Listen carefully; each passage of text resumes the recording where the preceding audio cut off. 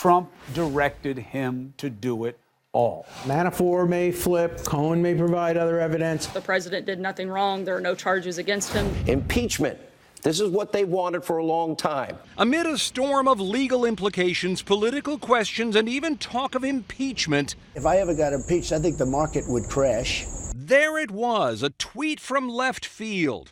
I've asked Secretary of State Pompeo to closely study the South Africa land and farm seizures and expropriations and the large-scale killing of farmers. The tweet was apparently spurred by a story on the president's favorite channel. President of South Africa, Cyril Ramaphosa, has begun, and you may have seen this in the press, seizing land from his own citizens without compensation because they are the wrong skin color. It's true the South African government is in a fierce debate over politics ahead of next year's elections. Debate on whether to allow some white-owned farms to be seized and handed to black citizens, reparation for years of apartheid. AfriForum, an activist group that mainly represents white South Africans, has called for international intervention. Millions of people in this country need your protection. South Africa's president says the issue will be debated by the public and in Parliament.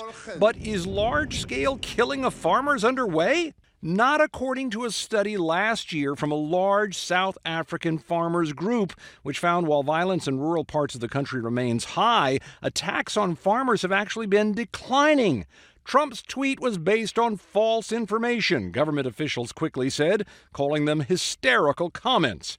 Still, the false notion of white South African farmers under genocidal fire is a popular trope with white supremacists, neo-Nazis, and conspiracy theorists, some of whom have plenty to like in President Trump.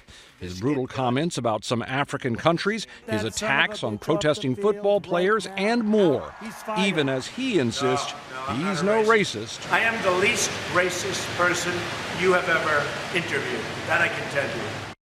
So, to be clear, as far as we can find, the president has never before directly tweeted about any issues in Africa, and now that he has chosen to do so, he has forwarded a piece of fake news about the alleged plight of white people living there.